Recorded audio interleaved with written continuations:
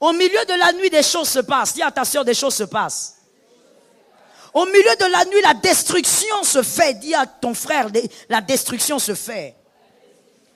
Tu ne peux pas dormir, j'ai toujours l'habitude de dire, tu ne peux pas dormir comme un bébé, madame, si tu es déjà mariée. Célibataire, tu ne peux pas dormir comme un bébé toute la nuit. Il y a des choses qui se font. S'il t'arrive, par exemple, de te réveiller très souvent la nuit, mais sans une raison apparente, sans une bonne raison. Ce n'est pas que tu as envie d'aller aux toilettes, ce n'est pas qu'il y a quelque chose qui t'a dérangé, que tu as mal dormi, ce n'est pas qu'il y a quelque chose qui t'a embêté, mais tu as l'habitude de te réveiller au milieu de la nuit. Vous vous réveillez au milieu de la nuit et vous vous sentez vraiment triste. Et vous ne comprenez pas pourquoi, parce qu'il n'y a pas de raison. Là, c'est un grand langage de Dieu, un très grand, qui est en train de vous dire deux choses. Shalom bien-aimé dans le Seigneur Jésus-Christ. Aujourd'hui la servante de Dieu Joël Gloria Cabassel, pasteur principal de l'église Assemblée évangélique Nouvelle Alliance de Kinshasa, nous exhorte d'être vigilants à certains signes au milieu de la nuit lorsque Dieu veut nous parler. Si tu vois ces signes au milieu de la nuit, Dieu veut te parler. La nuit est un mystère est quelque chose de caché, d'inconnu. La nuit est un autre monde, c'est un autre temps. Les plus grands mouvements spirituels ont lieu dans la nuit, qu'il s'agisse d'esprits bons ou mauvais. Venant de Dieu ou du diable, ils opèrent tous de nuit. Nous devons être vigilants, nous devons mettre les garde-fous de notre côté afin que nos nuits se passent bien. Toutefois, pour dompter la nuit et empêcher des mouvements spirituels maléfiques, vous devez connaître les outils que le diable utilise contre vous, pour arrêter ses desseins malsains au nom puissant de Jésus-Christ. Abonnez-vous, aimez et partagez afin d'apporter l'évangile de Jésus-Christ aux nations car il y aura plus de joie dans le ciel pour un seul pécheur qui se repent. Que la bénédiction de Dieu soit votre partage dans le nom puissant de Jésus-Christ. Amen. Job 3, 11. Dieu parle tantôt d'une manière, tantôt d'une autre. Tu dois être aussi capable. Tu dois avoir la capacité de déchiffrer les attitudes de Dieu pendant ton sommeil. Écris bien ça. Tu dois être capable de déchiffrer les attitudes de Dieu. Dieu a des attitudes. Pendant ton sommeil. Parce que quand toi tu dors, Dieu parle. Mais pas seulement par les rêves. Il peut faire réagir ton esprit, il peut faire réagir ton âme. Parce que Dieu veut te communiquer quelque chose. Dieu parle. Parlons un peu des attitudes de Dieu pendant notre sommeil. Attitudes de Dieu pendant notre sommeil.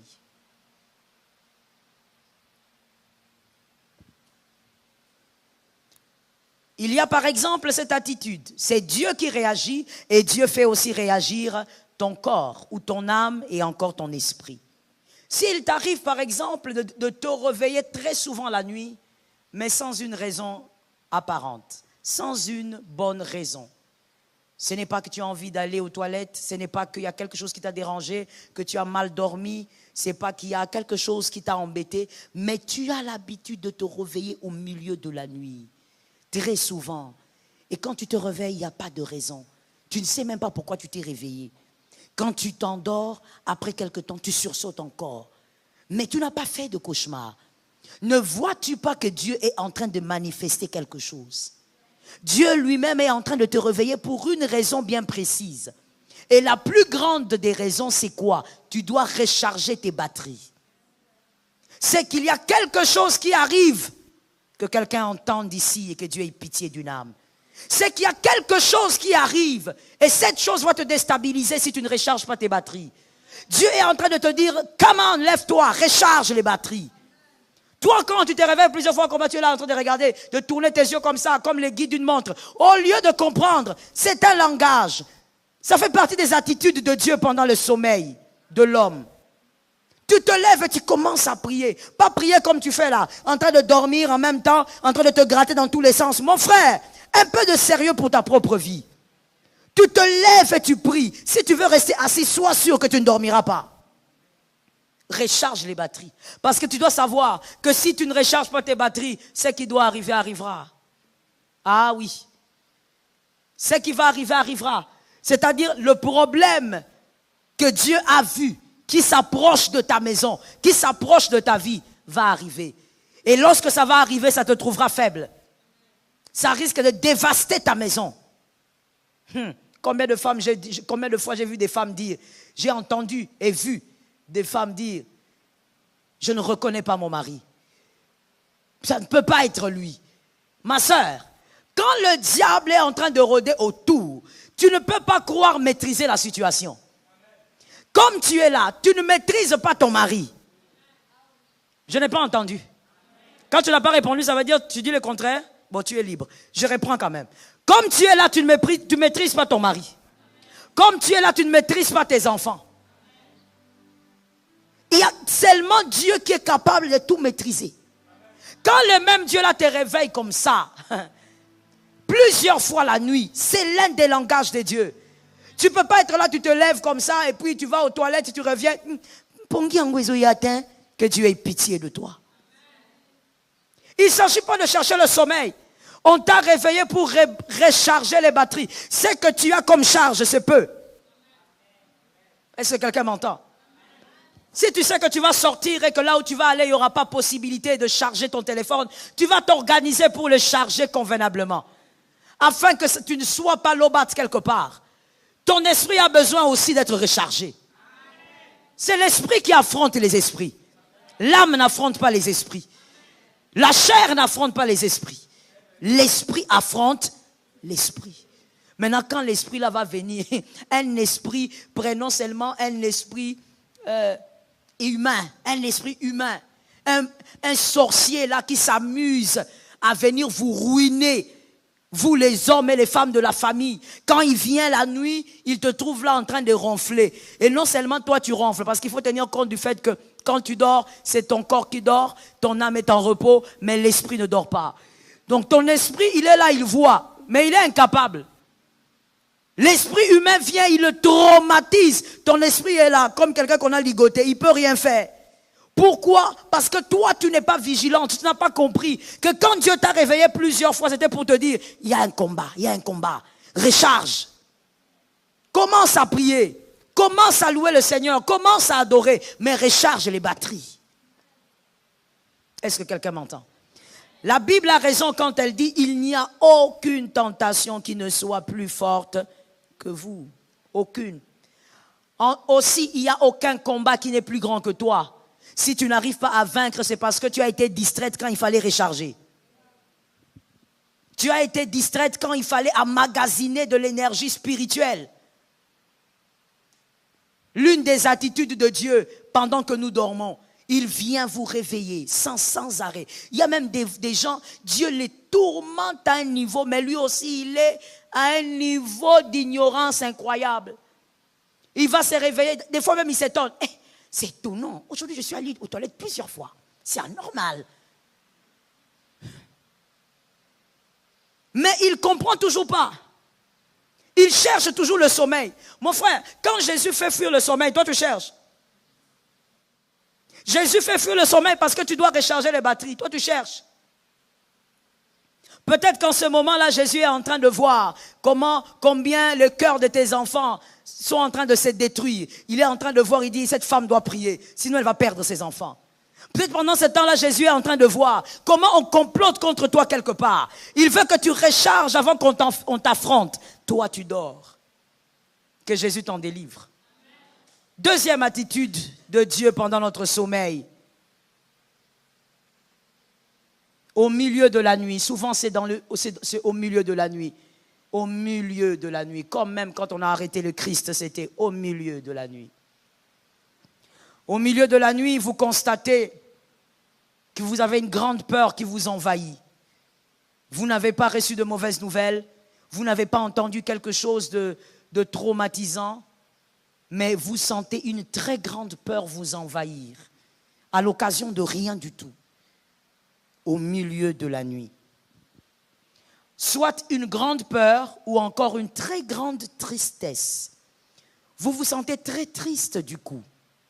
Vous vous réveillez au milieu de la nuit et vous vous sentez vraiment triste. Et vous ne comprenez pas pourquoi, parce qu'il n'y a pas de raison. Là, c'est un grand langage de Dieu, un très grand, qui est en train de vous dire deux choses à retenir pour la vie et à écrire. La première chose, Christ est en train de vous dire, un deuil arrive. Et c'est inévitable. Quelqu'un d'important va tomber. Ou alors, Christ est en train de te dire, prie pour éviter ça. Mais en tout cas, il s'agit d'une mort. Une mort.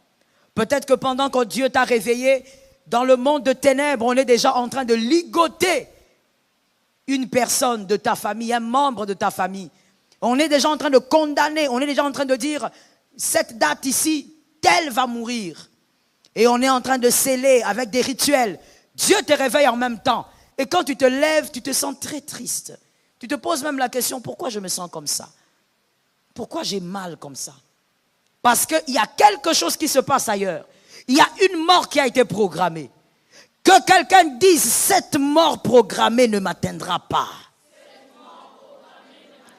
Ce n'est pas seulement sur toi. Quand tu as dit ça là, c'est sur toute ta famille. Même les cousins que tu ne connais pas. Cette mort ne doit pas t'atteindre. Combien de fois, je sais que vous êtes là, même en distanciel, je sais qu'il y en a. Combien de fois vous avez senti, quand quelqu'un est mort, vous vous êtes dit, ah, je sentais ça. Plusieurs fois. Quelqu'un meurt, tu dis, ah, j'avais vu ça. Cette scène, je l'avais vue. Oui, c'est vrai. Ton esprit est au courant, mais ton âme n'est pas au courant. L'âme, c'est ce qui nous permet de dire, c'était en 1985. Ce sont les souvenirs. C'est au fait la conscience, c'est ça l'âme. Mais l'esprit, très souvent, est au courant des choses que l'âme ne connaît pas. Ce qui fait que tu peux dire, je sens que quelque chose va arriver. Tu sens, mais tu ne sais pas. Parce que ton esprit est informé, mais l'âme n'a pas d'information. L'âme n'a aucun nom. L'âme n'a aucune date. Donc ton âme dit, je ne sais pas. Mais l'esprit sent qu'il y a quelque chose de mauvais qui va arriver. Est-ce que quelqu'un m'entend? Et donc quand tu te sens comme ça au milieu de la nuit, commence à prier. Commence d'abord à chasser l'esprit de mort. Commence à déclarer que le pouvoir de mort ne doit pas agir sur toi. Est-ce que quelqu'un m'entend? Dis à ton frère, le pouvoir de mort ne doit pas agir sur ma vie. Il faut apprendre à confesser la vérité et la bonne chose, ok? C'est en confessant de la bouche qu'on parvient au salut. Dis à une voisine, à un voisin, le pouvoir de mort ne m'atteindra pas. Donc quand tu vois ces deux choses, tu dois être capable de comprendre que ta nuit n'est pas normale. Elle n'est pas ordinaire. Dieu a parlé. Il faut réagir face à ce que Dieu a dit. Est-ce que quelqu'un m'entend bien? Il y a une dame, au nom de Jésus, que ça ne t'arrive pas. Au nom de Jésus, que ça n'arrive jamais à ta maison. Au nom de Jésus, que ça n'arrive jamais aux enfants de tes enfants. Au nom de Jésus, que ça n'arrive jamais aux enfants de tes enfants. Que ça n'arrive pas dans ta lignée au nom de Jésus. Il y a une femme qui dormait avec son mari. Dormait. Une femme forgée doit être une femme de prière. Une chrétienne doit être une femme de prière. C'est la femme qui bâtit. Il faut être une femme de prière. Quand on dit prier, ce ne sont pas les choses. Il faut prier. Elle dormait avec son mari. À un moment donné de la nuit, elle se réveille. Elle va aux toilettes, elle rentre. Elle dort. À un autre moment, elle s'élève encore. Elle sursaute au fait. Et quand elle sursaute, elle regarde, il n'y a rien. Elle dort. Et puis cette fois-là, Dieu est un Dieu d'amour. Dieu réveille son mari se réveille, il dit, ah, il réveille sa femme. J'ai fait un cauchemar, j'ai fait un rêve bizarre. C'est quoi ton rêve? Non, c'est pas important, prions. Bon d'accord. Pendant que l'homme est en train de prier, la femme dort. Tu fais, mais c'est toi. Tu dors toujours quand il faut prier la nuit, non? Elle dort. Son mari est arrivé, ah chérie, hein? Mais on prie. Je te dis que j'ai fait un rêve bizarre. Oui, je prie. Ah, elle prie. Le diable est mauvais. Il n'est pas ton ami. Il ne deviendra jamais. Il a combattu Dieu. Ce n'est pas toi qu'il va gérer. Il dit, mais prions. Il dit à sa femme, prions. La femme dit, mais je prie. Elle prie, elle ferme les yeux. Elle est encore en train de dormir. Le diable, comme il n'est pas loin, son mari se fâche. Il dit, mais toi, tu es comment? Je te dis de prier. La colère monte. La femme aussi monte. C'était des moments de prière, c'est devenu des moments. Voilà. C'est ça les foyers, les mariés.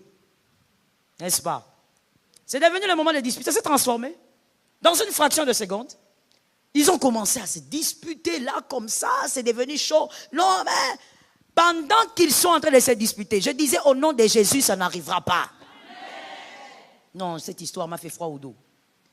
Pendant qu'ils sont en train de se disputer dans la chambre, ils écoutent seulement la porte. Papa. Papa qui arrête là-bas, qui va ouvrir la porte, il voit son fils aîné, il va encore gueuler sur lui, le garçon de 12 ans. Quoi? Il dit, viens voir. Je veux masquer ça. Viens voir Niclette. Niclette, c'est la petite sœur du garçon. Papa qui dit, va d'abord là-bas. Papa, viens voir. Papa va voir Niclette. Papa regarde Niclette, elle est raide. Papa soulève l'enfant, elle avait, je crois, 4 ou 5 ans, si je me souviens bien. Papa lève sa fille. Il sent que sa fille, elle devient froide, elle ne respire presque pas. Il court maintenant dans la voiture. Maman aussi sort là-bas pour dire, c'est quoi, où est-ce que tu es? En fait, maman, elle suit papa pour continuer la dispute. Les mariés donnent la main. Les mariés ne savent pas que c'est comme ça. C'est comme ça. Donc la femme, là, au lieu même de se calmer, non. Ça veut dire le diable, il aime passer par la femme, comme depuis le début. Elle suit son mari, c'est pas pour savoir pourquoi l'enfant toquait, c'est pour aller continuer la dispute. Elle n'a pas fini. Elle n'a pas fini de vomir. Et quand elle suit le gars, elle voit son gars monter dans la voiture, elle regarde, elle voit les pieds de sa fille.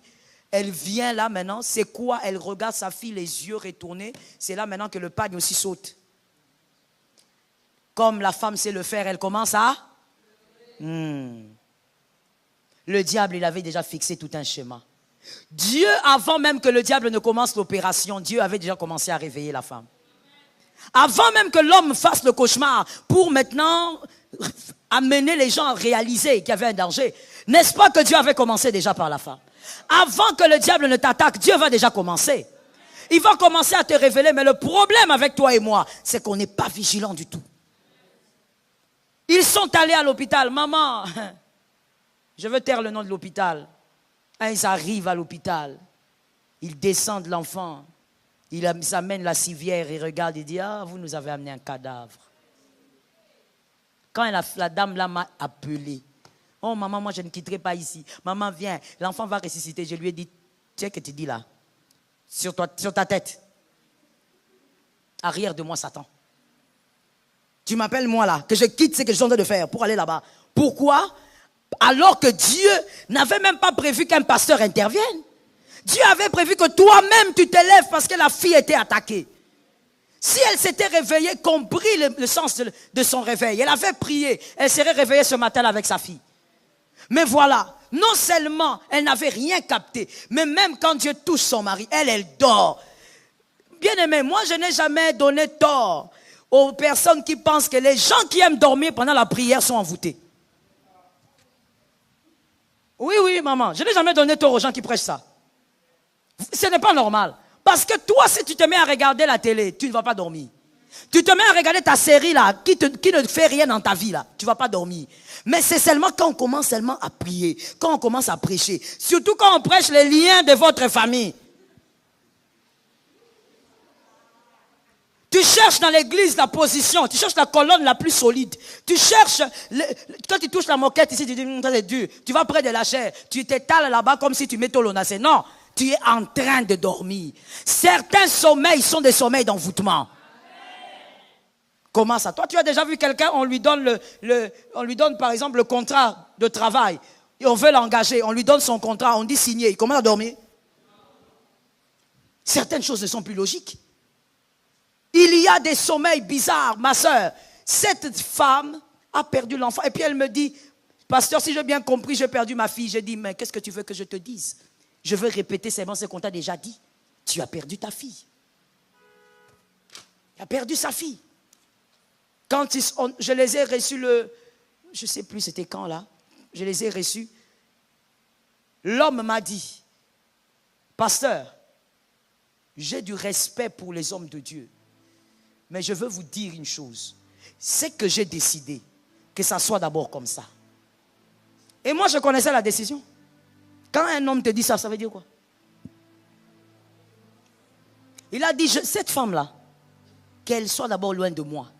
Si elle ne veut pas quitter la maison, moi je vais quitter la maison. Je lui laisse la maison. Mais je veux d'abord qu'elle soit loin de moi. Moi et mon fils, qu'on soit d'abord loin. Il n'oubliera pas qu'il t'avait réveillé et que tu dormais. Comment il va faire pour oublier? Même si c'était l'inverse, ma soeur. Parce que quand l'homme a parlé, il était tellement triste là et tout.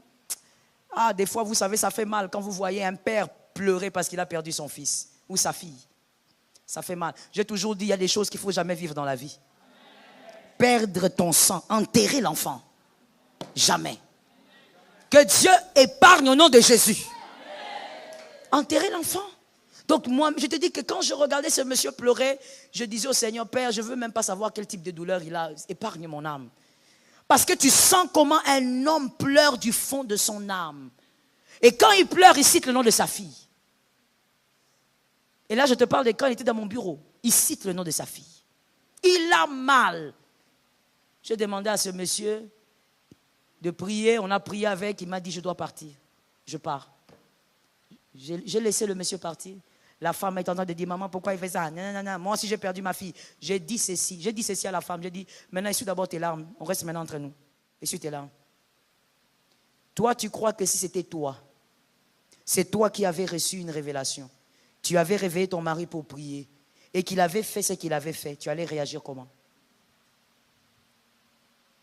Je lui ai dit, des fois, il ne faut pas réagir parce que tu veux absolument tirer les draps de ton côté. Toi aussi, tu as perdu ta fille, c'est vrai.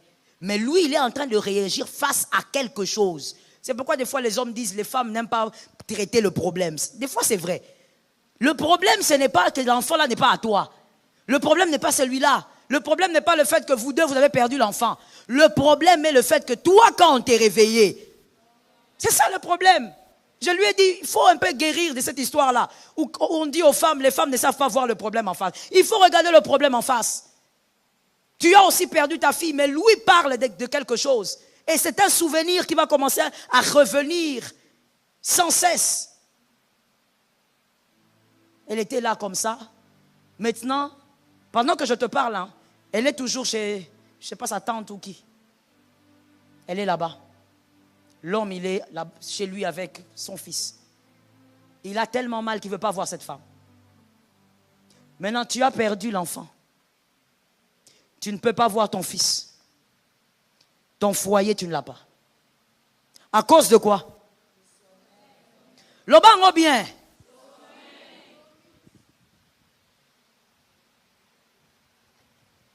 Certaines choses, quand vous voyez Christ martelé dessus, ça peut sembler ordinaire, mais c'est parce que le diable peut passer par là pour faire des dégâts. C'est comme ça qu'il est venu voir les disciples. Il leur a dit, mais attendez, moi je suis venu avec vous prier. Je vous ai laissé. Vous n'avez même pas fait 1 heure, vous dormez. Jésus fait des reproches aux disciples par rapport au sommeil. Parce que le diable, s'il veut attraper ce domaine pour te détruire, au milieu de la nuit, des choses se passent. Dis à ta soeur, des choses se passent. Au milieu de la nuit, la destruction se fait. Dis à ton frère, la destruction se fait. Tu ne peux pas dormir, j'ai toujours l'habitude de dire, tu ne peux pas dormir comme un bébé, madame, si tu es déjà mariée. Célibataire, tu ne peux pas dormir comme un bébé toute la nuit. Il y a des choses qui se font. La nuit, il y a des choses qui se passent. Toi, tu ne peux pas être là, tu es en train de ronfler. Tu te réveilles le matin, tu vois les retombées de ton ronflement. Tu commences à appeler tous les pasteurs de Kinshasa. Sois raisonnable. Quand Dieu t'envoie des signaux la nuit, comprends que l'heure est grave. Des fois même, écoute, quand tu as un sommeil facile, qui ont un sommeil facile ici? C'est-à-dire, tu dors facilement. Levez un peu la main, je vais vous parler. D'accord. Quand tu as un sommeil facile et que tu constates que cette nuit-là, tu n'es pas embêté par quelque chose, tu n'es pas dérangé par une situation, parce qu'une situation qui dérange peut aussi t'ôter le sommeil. Mais tu n'as pas tout ça. Mais tu constates que le sommeil ne vient pas. Alors que toi, tu as un sommeil facile. Prie. Dieu t'a privé de quelque chose de naturel pour que tu pries. Dieu t'a privé de quelque chose qui va te faire poser la question, pourquoi? Pour que tu pries. Est-ce que quelqu'un m'entend? Une prière pendant 30-40 minutes peut sauver la destinée de ton foyer. Ça tombe sur quelqu'un qui a entendu. Une prière de 40 minutes peut sauver la destinée de tes sœurs, de tes frères. Ça peut sauver la destinée de tes enfants. Oh my God, prie. Je veux finir par ce c'est pas un témoignage, c'est peut-être une histoire, ou c'est peut-être une histoire à la gloire de Dieu pour manifester la gloire et la grâce que Dieu fait aux hommes. Je t'ai déjà parlé de ça ici, je crois, un soir, une nuit. Je suis rentré à la maison, je pense à 22h et quelques, après un culte, les réceptions et tout ça. J'arrive à 22h passées. Je me débarbouille, je prends mon thé. Et comme le rituel de tous les soirs, je vais voir les enfants, chacun dans sa chambre. Je vais voir et je vais prier sur eux et tout. Alors je passe par le garçon d'abord. Il dormait évidemment, je prie et puis je passe. Je vais chez les filles, je prie, j'impose les mains, je sors. Quand je veux maintenant rentrer vers ma chambre, j'entends l'Esprit me dire « Reste devant la porte de la chambre de ton fils, reste là. » Je reste là. Il me dit « Prie. » J'ai commencé à prier. J'attendais que, au fur et à mesure, parce que chacun avec le Seigneur a les signes qu'il reconnaît quand Dieu veut lui dire « Ça suffit. » Quand tu es quelqu'un qui prie, tu dois avoir tes signes. Quand tu sens ça, tu sens que Dieu veut te dire, c'est bon, tu as été exaucé. Alors j'attendais le signe, je prie, mais le signe ne vient pas. Je continue de prier. À un moment donné, j'ai senti mon esprit vouloir dire autre chose. J'ai suivi les mouvements de l'esprit. J'ai commencé maintenant à entrer dans les déclarations d'autorité. Parce que quand on dit des paroles d'autorité, on ne prie pas. La prière, on la fait à Dieu. Quand on dit « je chasse les démons », ce n'est pas une prière. C'est une déclaration d'autorité. Je suis entré dans les déclarations d'autorité. Mon frère, ma soeur, j'ai carburé comme ça. Le Seigneur m'a amené comme ça, sans stop jusqu'à 1h. 22h et quelques, jusqu'à 1h. Là, debout devant la porte. Et avec le Saint-Esprit, ce qui est agréable, c'est que quand il te donne l'instruction, que tu commences à prier, c'est pas que tu pries, tu penses à la tante, tu penses à ton mari là-bas, non, tu es en prière, ton esprit est en prière. La fatigue part. Tu vas même t'oublier, tu vas oublier même que le corps est là. Tu parles, et à un moment donné, j'ai senti une paix. J'ai dit Amen. Je suis entré dans ma chambre. Mon mari m'a demandé, tu as vu quoi? J'ai dit, j'ai rien vu. J'ai entendu seulement, on m'a dit, reste là et prie. Et pendant que je priais là aussi, je ne voyais rien. Dieu aussi ne m'avait rien dit d'autre. Quand je suis allé dormir, le même jour, après quelques temps, parce que moi j'ai un sommeil très difficile, je dormais à je ne sais pas quelle heure, quand je me suis assoupi, le Seigneur m'a dit, regarde maintenant. Et je vois devant la porte de mon fils, je vois un être debout. Et Dieu me dit, je l'ai envoyé là, parce que le combat de ton fils, cette nuit-là, était grand. Mais mon fils est petit. Quel combat? Et Dieu étant un grand sauveur, il ne va pas aussi m'expliquer. Jusqu'aujourd'hui, il ne m'a pas aussi expliqué. Si je n'avais pas prié, qu'est-ce qui allait se passer? Comme d'habitude, on va ramasser les morceaux. Quand tu ramasses les morceaux, tu commences à pleurer. Mais Dieu t'avait dit. Dis à un voisin, une voisine, la vigilance. Sois vigilante. La vigilance te permet de capter les réponses des dieux qui ne sont pas des fois claires. Est-ce que quelqu'un m'a entendu? Nous allons prier selon la parole entendue. Nous allons dire au Seigneur de nous accorder non seulement le zèle, mais de nous accorder la force de prier. De créer en nous la soif de la prière et du jeûne. Que Dieu nous donne la victoire sur la chair. Parce que c'est ta chair qui des fois te fatigue, qui t'empêche de prier, qui t'empêche de jeûner. Nous allons prier. Que Dieu nous donne la force. Prions. Shalom bien-aimés dans le Seigneur Jésus-Christ. J'espère que vous avez aimé cette vidéo. Abonnez-vous et partagez pour porter l'évangile de Jésus-Christ aux nations, car il y aura plus de joie dans le ciel pour un seul pécheur qui se repent. Merci de faire partie de notre famille Wonderful Jésus-Christ.